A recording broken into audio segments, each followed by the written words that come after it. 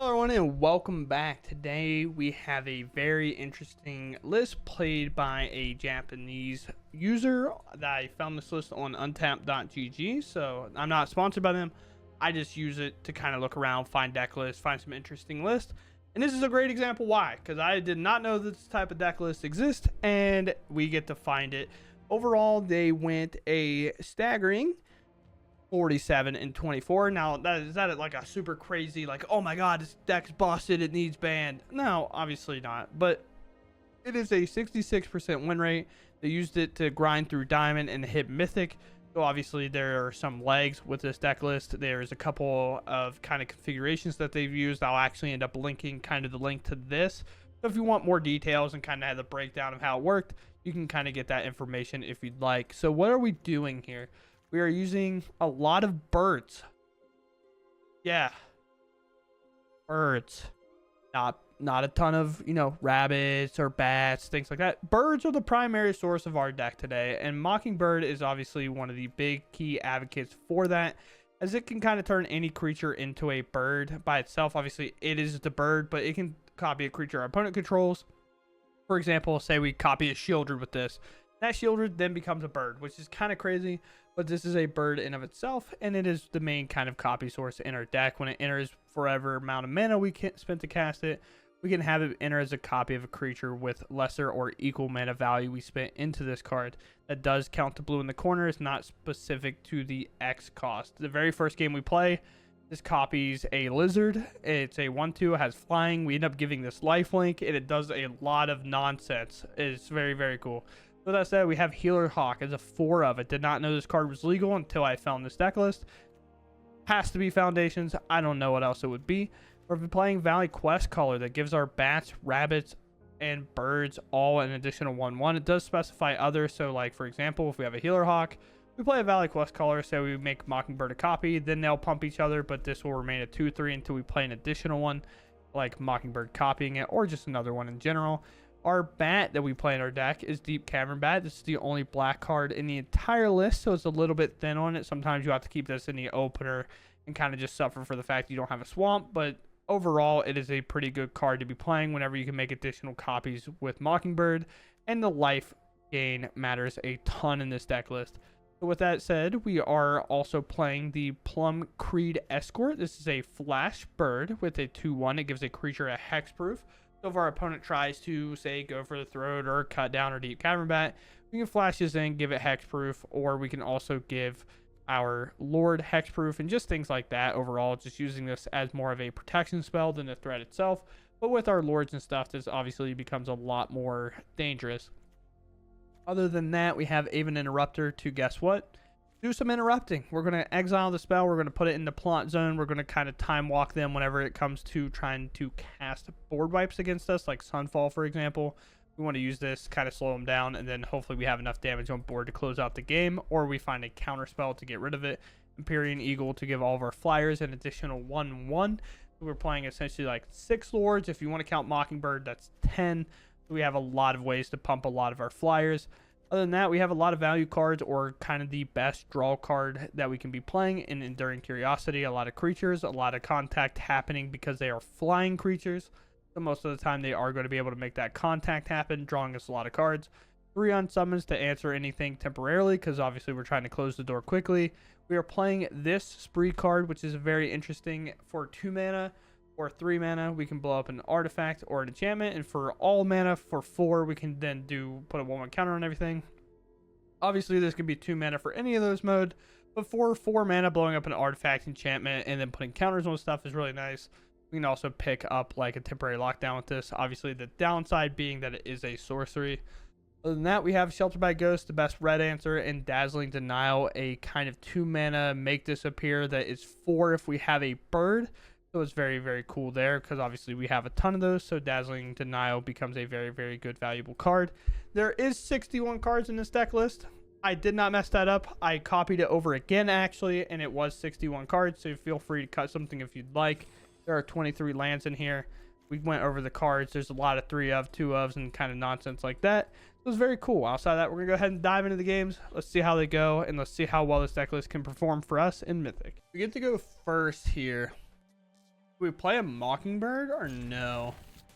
Do we surveil first? I guess. I don't think we lose much value by surveilling. There's another land and we have ways to draw cards with Enduring Curiosity, so I feel like we have to play for that. Lizard? Okay.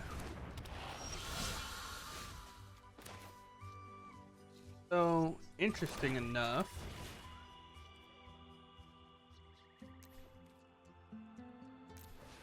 You have it copy this. Now we have a higher claw. It's a flyer, which is cool. Which counts as a lizard now. So if they have like a removal spell that's targets like a non-lizard or like something similar like that, then we're obviously pretty good. A cavern into a village means they can't really do much. The only thing I lose here is if I block, or that can't even be used for that, right? Yeah, a little bit of a mistake, I guess, here. For whatever reason, I thought this couldn't be used. Definitely can. Healer's Hawk is interesting. Just play it here. Just play this. Then, obviously this grows. Target here. So we're paying that Warthog. That's now our card. We attack this. It pings. If you don't know how lifelink works with this ability, the shooting with this higher claw actually gains us a life, which is super sick. Ooh. I think we just let it happen. We already took a damage off the higher claw. I guess not blocking didn't matter, right? Because the higher claw did the damage anyway. Here. Here. I get another damage. Attack. Gain 4. Well, then take 2 draws. Then we get another Mockingbird, and then we get a way to put a lot of counters on our creature, which is really nice. Not a whole lot of way to blow up what they have going on. Another lizard. But this is the squirrels. So when it attacks, you lose X life, and you gain X life for X number of squirrel, rat, lizards, whatnot. So of course we're getting a little devastated by that. But now we get to do something pretty cool that I like a lot here. We get to play a Valley Questcaller, throw a lot of things, play this for pay 1 into this, lose a little bit, pump this again. Now we have a cavern. We can let go away here and attack and gain 8 life. Hold this back as like a blocker with all of our stuff. We're getting a ton of life here. We're up to 20. We're drawing 2 cards. We have a counterspell, which can't necessarily do anything right now. But yeah, I mean, in terms of tempoing out the game, we're definitely doing it. And Mockingbird showing why it's a messed up card. But yeah, just giving a lizard lifelink is actually kind of cool. It works like a great example of that is in Commander, there's a blue-red one that a buddy plays. He puts a Shadow Spear on it, and every time they cast a spell, it pings somebody, so they gain life off of it, which is super cool. That's just like a weird interaction that we get to have here if when we copied their Hired Claw and then put a Shelter Ghost on it, giving it lifelink because this does the damage. So pretty cool way for that game to go. All right, we're gonna keep here for sure. You have a bounce spell, no black for the Deep-Cavern Bat, but that's not necessarily the most backbreaking thing in the world. I guess they mulligan, so it would be kind of cool, right? Healer Hawk and a Healer Hawk. Maybe we can just wait, unsummon a thing, double Healer Hawk next turn. Or I can play one now. I think I'm okay with playing one now. Because then the life gain train starts much earlier. And then there's also options that we just like Mockingbird or Healing Hawk, play another Healing Hawk. We lose one, okay. I'll take that all day. Just a shock to face, lose a little bit more life. Not necessarily that devastating. Now we're gonna go for Deep-Cavern Bat. That obviously changes a lot. They mulligan, so they're operating on 1 less card. Force them to use the Lightning Strike. Let them play the Manifold Mouse. We only have 1 blue mana. No, we have 2 blue mana. Okay, so we can do something pretty sweet here. Let's take the Lightning Strike. So we get to keep our Deep-Cavern Bat, and then we'll play this Plains. Ooh, nice draw, of course. Oh, they're doing that. Okay. Obviously no block for us. A painful mana base so far. So now I guess the play is still just do this.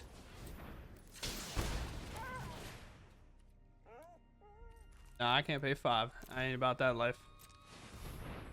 Cavern Bat, take this last card. Of course, we'll attack here, gain 1 life back. Most likely they'll go to activate the village on the Heartfire hero. Okay, maybe not. I lied.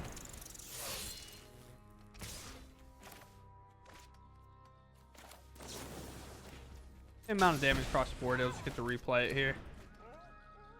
Nope. Oh boy, just the pressure's so high here. Oh, that's a pretty good pickup. Actually, a very good pickup. Play this. Now we have 4 life to be gained. Then we're gonna go play this Healer Hawk. Pretty decently good blocker here. Another Plains I'm gonna put on the bottom. We have 6 life gain to gain, and we can do some card drawing. A land is gonna target the challenger. Could have done that first in case this also hits a land, but it does not. It hits +1, -1.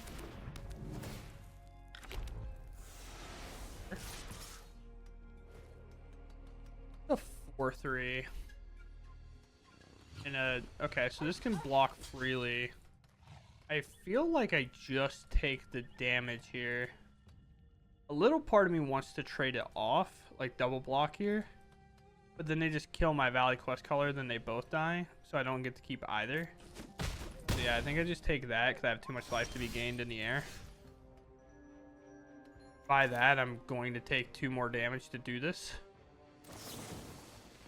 Sucks, but I feel like it has to be done.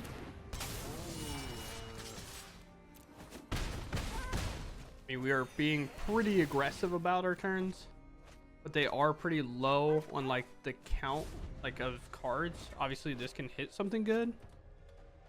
See though, Screaming Nemesis, no more life to be gained. We're not blocking Nemesis ever here, so that goes to a 3/1. So we take 3 if we kill that. This is your only attack. Heartfire hero doesn't get to target a player.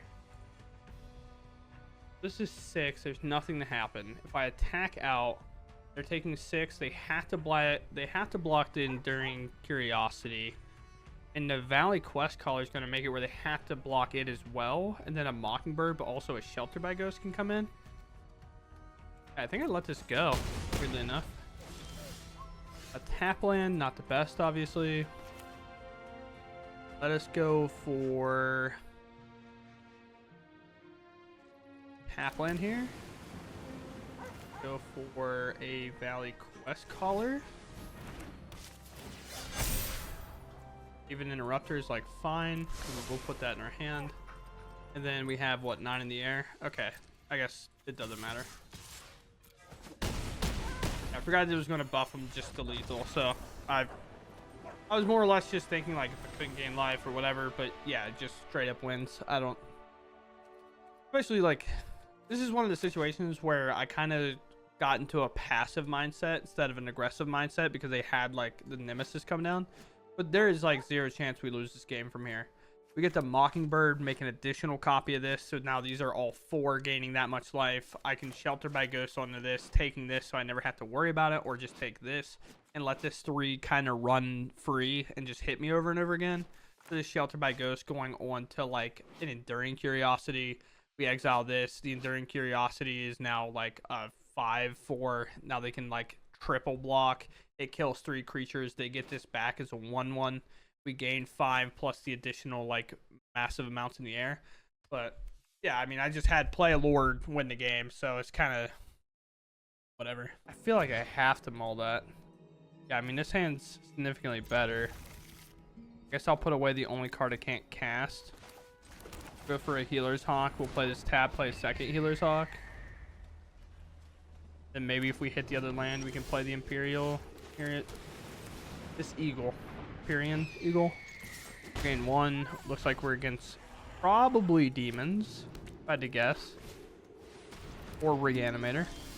It could be either or, you know. Nothing to counter, and I don't think anything important enough to like look to even counter this next turn. No, we could run into like a Brotherhood End or something, but after this turn, we are always going to hold this up, and we're going to use this 6 damage to close the game, hopefully. Hopefully. Okay. We're going to use this 4 damage. Close the game, I think. Unless I want to play this. I want to play the Eagle.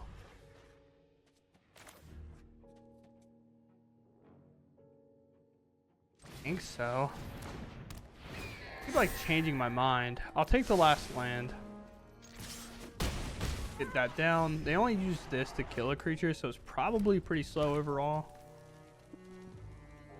Brotherhood End does wipe our entire board. Carnosaur down for that, so that's fine. We lose a little bit of power, but now we have double counterspell, which also say if it's a flyer, we have a flyer's counter unless they pay 4. So there's like no spell that's ever looking to resolve here in any timely manner. And if they tap out, we can actually win the game here because we can bring up our creature land and win. We'll deny that. I guess the safer option in case of a cut down should be just attack. I don't think they have cut down, but I just want to be like fully transparent that I think we have a way to win the game without taking a risk. So why not do that, right? So we can still always, like, even if somehow we lose our creatures, we can still always bring this up and win the game. So like if a Brotherhood End came here that we couldn't counter, for example, we can still always bring that up and attack. I know that's a little bit passive, but it's also like a guarantee way to win. Whereas if I bring that land up and I attack out and they cut down my creature, and then next turn they zombify like this back out, and then all sorts of problems could happen. So I just prefer, like, I have the counter spell, I might as well use it, right? But then the argument could be they play Cavern, but I don't know. A reanimator deck playing Cavern like that is kind of just sure, I guess. Yep. Aven Interrupter going to be like a fine card. We're on the play, so I'm okay with keeping this. I don't want to just hold this for like kind of the similar reasons I did in the past. Please duress me. Okay. Gross. A bird.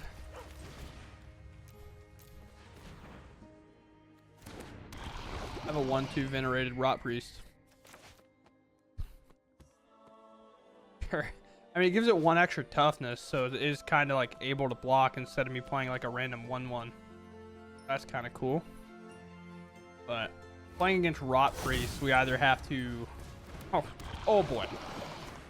We're dead, is what you're telling me. Sure.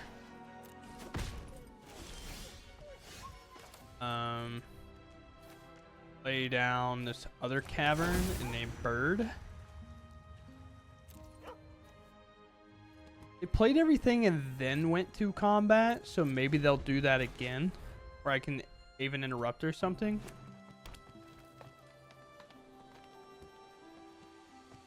It's just a friend deck, I think, where Death Touchers have like creature control has talks 2 and instant creature dives return to the battlefield. They only have a cavern left, so we obviously counter this. Not a great way to spend my afternoon, I think. Obviously, Rot Priest will trade here. Like, no reason to hold that back, I think. We got Bird. We got Bird. We have...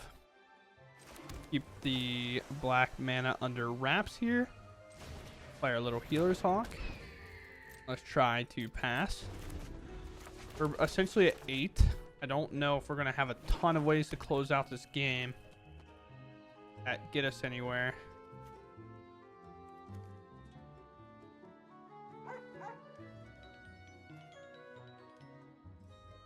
Comes plotted, so it only costs him 2 to target again.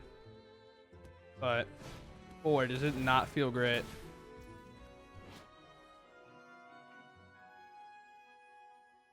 Okay. This time I'll let it resolve. The Aven Interrupter can obviously block it. Don't do anything. Flash this in. Go to combat. There's an unsummon. Okay.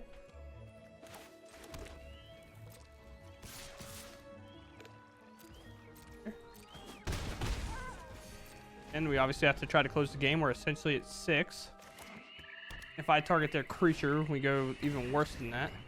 Whenever a creature you control with toxic deals combat damage to a player, that player gets an additional poison counter. Second Aven Interrupter. It will cost him 4 mana again to play, so it kind of time locks him a bit.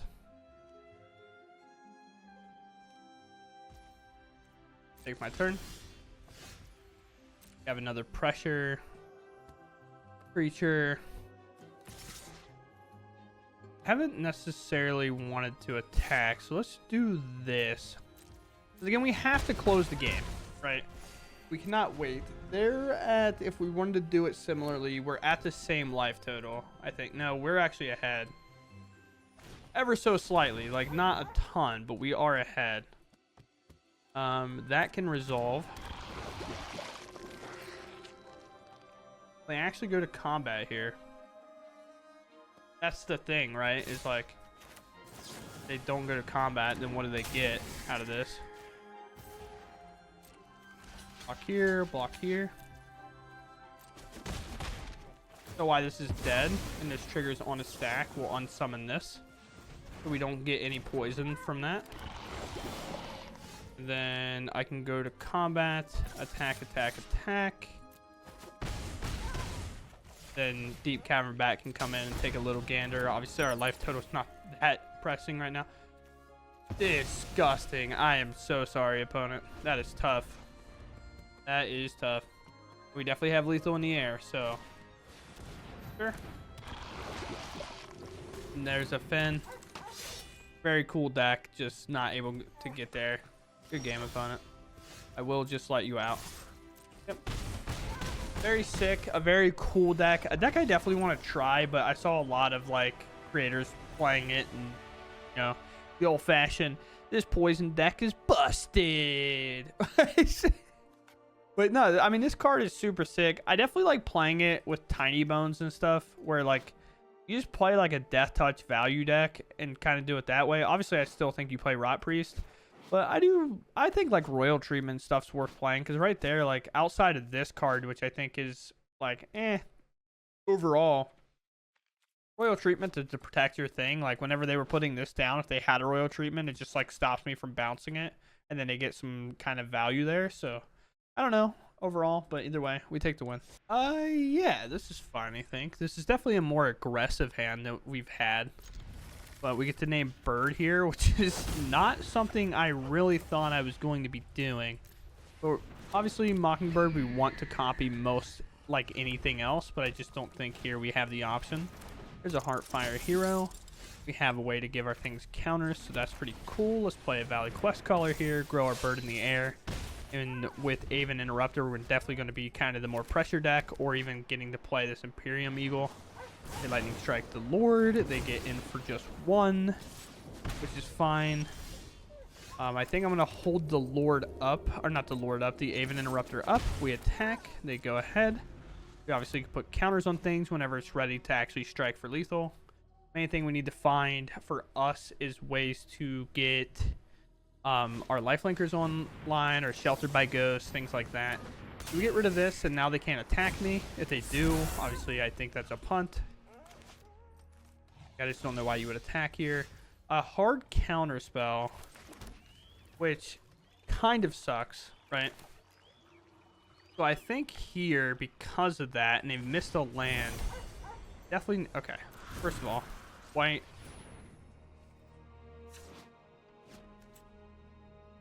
Colorless. This for this. I'll target me, of course. Here's 5. I'm definitely in the business of closing this game. And if they have nothing, play this again, I just counter it. And then I just play my Lord, because again, now they only have a 1/1 for an additional turn. And maybe they think I have another flash creature, another interaction creature, which is fair. But then we play this. This is now a 3 power. This is now 4. We hit them for 7, and we have a 2/3 back to block. And then obviously 5 after we hit them for 7 is Xaxes, so we end up closing the game. We also get like to kind of time them out there. So very cool. Beating red faster than red beats us. So that's interesting for sure. But we were on to play. Opponent goes first. We can Healer Hawk, maybe counter. Kind of depends what the matchup is. Fine. That doesn't tell me anything. Not really. Our lifelinker, call it a day. Now we can hold up the counter spell and then play the escort maybe. Is it ramp? No. Okay. At least off the top is not ramp. I don't know. A lot of these decks have been playing Scry lands lately instead of like Surveil lands, which is a little weird. They try to kill my creature, I'll just give it hexproof. Ancient Cornucopia, we're definitely countering that. Could be like a rock sand deck, maybe. Combat, we attack for 1. Because we're wanting to flash this in, and then when we can play this, it'll all work out a little bit better. Yeah.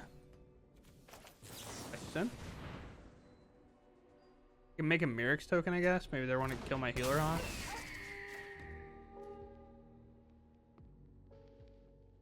Make it weird for you. Sure. Bid.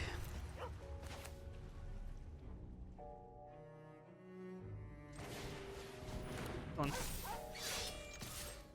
Attack. Now we already have a counter spell still. Boxand could come in. I feel like that's what we're against, but I could be wrong. I'll allow it. Sure. Weird thing to do, but I understand it whenever it's like the end step. If you're like, this is all I got. I don't want to cause pauses. That makes total sense to me. Hitting lands is going to cost the game though. Can't get out of that. Down to 9. Here. We have 7 damage on board, so it's just short. A Lord would obviously do it. Can counter that. Find a Lord. They don't even try. Okay. They definitely could have waited for sure. Like there wasn't really a reason to concede there. If I draw a non-land source and then they have another one of these, it's just like shoot these things down. Shoot this down, shoot this down. This is a 1/1. Hope you live, I guess. We'll take it. Going first, we have an Unsummon, Questcaller, maybe Escort. Because obviously this counterspell still works. It just like, it works better if you have a flyer, right? The quench, if you would. I think it's about to eat that butterfly, and I don't like that. Oh, you're creeping. Missed. Okay, I was curious about the animation. I didn't know if you missed or not. Like Wizards, we don't have to start it out like that. I'm gonna backwalk that.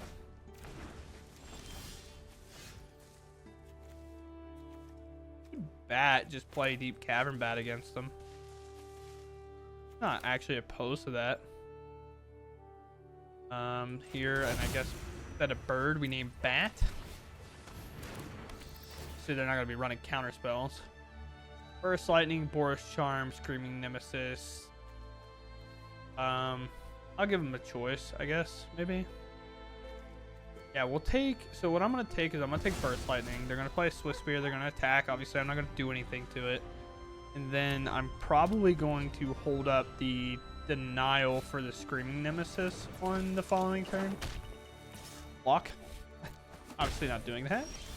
I was literally about to say another land would be fantastic here. Obviously we attack. Nothing comes of it. Pass. I'll pre-hold this up because I obviously know what I'm countering. We'll see. Never mind, they play a tap land, so now everything changes. Sure. Maybe they go for double strike and lose a lot of value. That'd be sick. That's fine. No Boris Charm. Maybe trying to Boris Charm on instep. Flash this in. I understand getting the tap land down though. Don't worry, I have Spell Pierce.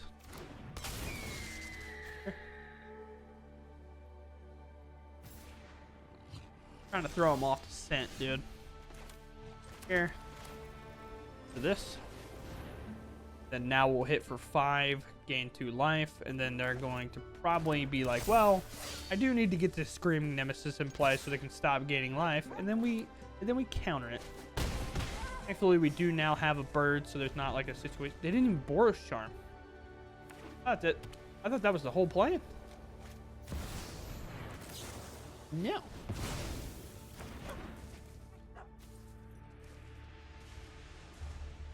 I said no.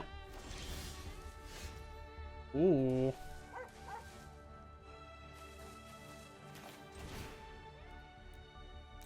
One in for this.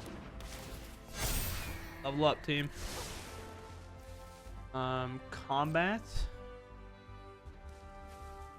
I mean, I guess if they use it on this turn, like, I'm fine with it, right?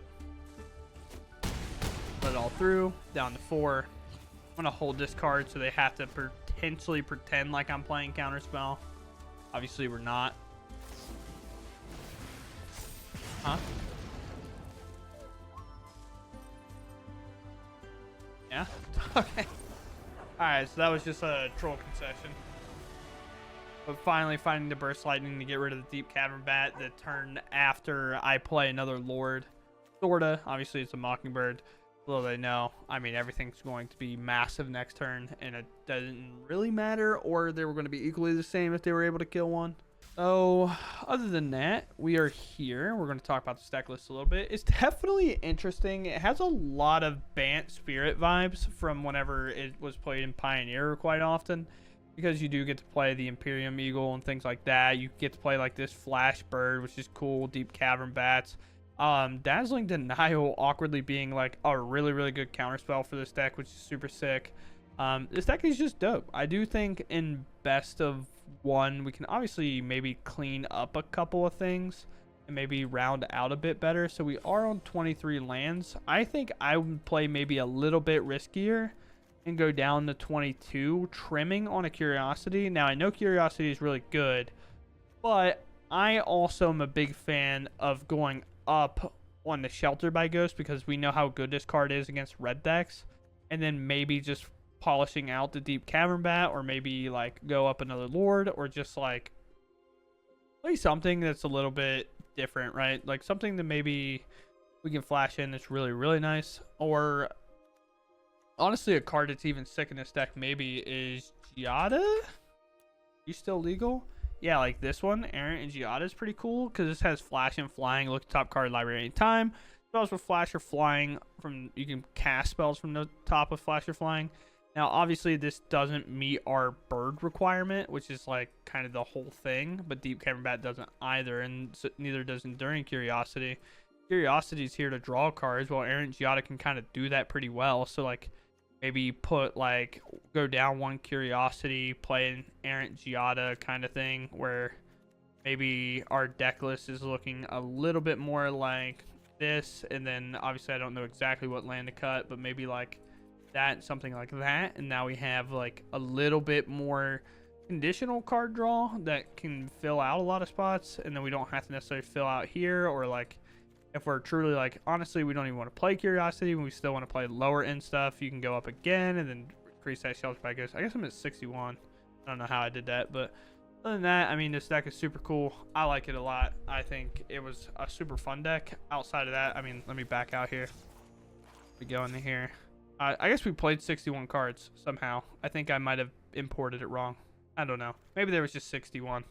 With that said, Healer Hawk, common. Mockingbird, a rare, but being played in a lot of creature decks, so probably worth the craft overall. Common, uncommon, rare, uncommon, rares. So like when it comes to just your kind of cards that you're playing in the deck, you are a little bit lower on rares. Most likely, if you're playing any blue decks that have creatures, you probably have Mockingbirds already. If you played like rabbits and stuff, you probably have Quest Callers, I would assume. I would imagine most crafting situations, you're probably only going to have to craft this rare. I would assume most people especially like if you're playing a lot of blue black and stuff, you're going to have a certain amount of Mockingbirds, a certain amount of Curiosities, and Aven Interrupter is going to be the only thing you really have to craft, I would assume, outside of, obviously, this is where the real problem comes in, is like lands are all rares pretty much outside of 6 of them, which, like, I don't know where the extra card was. We have 61. Honestly, it might even have been 61. I'm not sure, but yeah, another deck that a player from Japan played on the ladder. Overall, I think I have the actual list here and what the record is. The record overall. Oh, that's their overall record. What's this one? They are 47-24 with this list, or their most recent version of this list, which is what we end up kind of using. So that's very cool. I think that's a very good win rate. Like, I mean, 66 over that many games, I think. Yeah, it's a 66% win rate. That's fantastic. And it's not even necessarily like the statistics are like, it's only slightly better at winning on the play than it is on the draw, which is a very good point. So, like, it is 68% on the play, 65% on the draw, 47-24. And total play time for that, what amount of games? That's 671 games. Is 6 hours, so they played 71 games in that time. So that's a lot of games to get done in that amount of time. So deck's super cool. I hope you all enjoyed it. I'm glad I found it like on untap.gg. Not sponsored anything, obviously, but just look around every now and then, you know, just kind of have fun scouting a bit. So with that said, I hope you all enjoyed, and I'll catch you in the next one. Thanks for watching, and goodbye.